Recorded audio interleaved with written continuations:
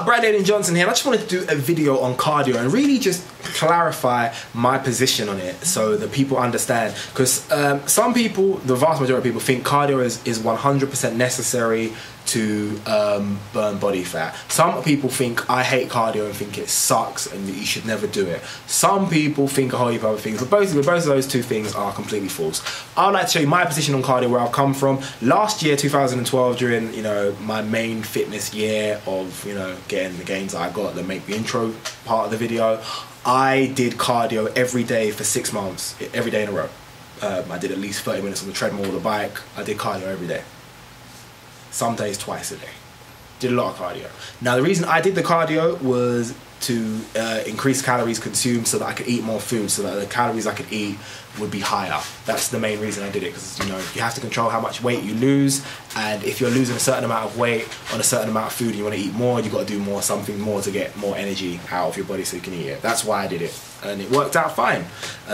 Yeah, I've got a very healthy metabolism now. I eat loads of food and I don't actually need the cardio anymore. I realised I didn't need the cardio when I stopped doing it and noticed I could still eat the same amount of food and have more or less the exact same weight change. So my exact position on cardio is you do not need cardio to burn fat.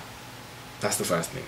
So if you don't like it and you're only doing it to burn fat, don't do it, because you don't need to do it to burn fat. Does cardio have a negative effect on muscle mass? To a really small degree, but probably. If you're doing low intensity cardio, that's muscle burning exercise. You'll burn fat, you'll burn some muscle too. If you're doing high intensity work, it can be better for you in the sense that if you're sprinting, it requires your leg muscles in a way that will make much more likely to grow or maintain their shape than if you're just walking, which will just burn fat and then some of the muscle for energy. But ultimately, for maximal muscle gains, I would say don't do any cardio at all of the traditional, what we think of as cardio.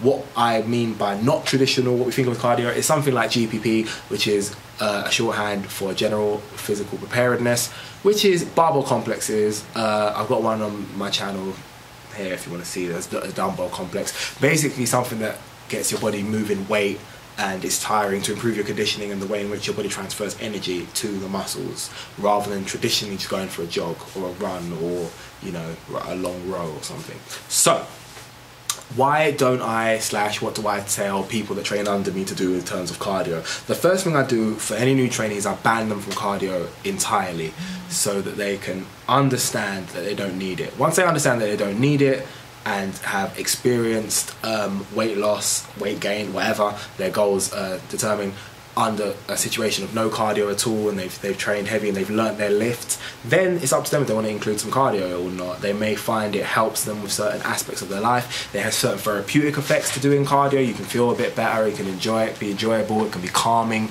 and it can allow you to eat more food. Also, it can help, especially when you get to that point where you really don't want to eat any less, but you do a little bit of cardio. It just helps you get to that fat loss level that you may want. So I ban people from doing cardio to show them that it doesn't work for what most people think it does. But do I hate cardio so much that I ban them forever and say no, don't do cardio or screw up your muscle gains? No, it's not that serious. So do I dislike cardio? No, I don't dislike cardio. Do I do it? No, I don't enjoy it. Will I do it again in the future? Probably. If I cut really low and I don't want my calories to go too low, I will add some cardio in, but my control of diet is so good that maybe I just won't ever do that. Is it important for your cardiovascular fitness important? Your cardiovascular fitness in terms of your goal in your life. For instance, if you are a boxer, you need to be able to endure a long time of jogging on the spot, basically, which is more like traditional cardio. So it would help you to go for a long run, which is why you see the Rocky movies. It's why it goes on those long runs. If you are a tennis player, the transference of that long run type of cardiovascular fitness will not be as good as your anaerobic fitness, which allows you to do lots of sprints and then have a rest period in between. So it would be better to do something like interval training. If you are a weightlifter, those endurance types of cardiovascular fitness will be more or less useless to you. So you want to increase your recovery from expending massive amounts of energy. So something like a barbell complex would be much more useful to you. It is all situation dependent. What do you want from your fitness journey? What do you want to achieve? If you want to beat the London Marathon, you don't want to be doing GPP. You're going to need to do long runs so you can increase the amount of slow twitch muscle fibers in your body so you're able to do that longer run. But of course that will affect negatively on your muscle gains, which is why you will never see a marathon runner then go into another room in the Olympics, win the weightlifting, and then get on the track and win the sprinting. It's not going to happen. We will have to specialize at some point. Any one that you do will take away from another that you do. So, do I hate cardio? No. It's up to you. But hopefully after seeing this video you'll have some tools with which to know whether cardio is for you, what type of cardio is for you, how much you want to do it. But if you're just starting out, don't do any.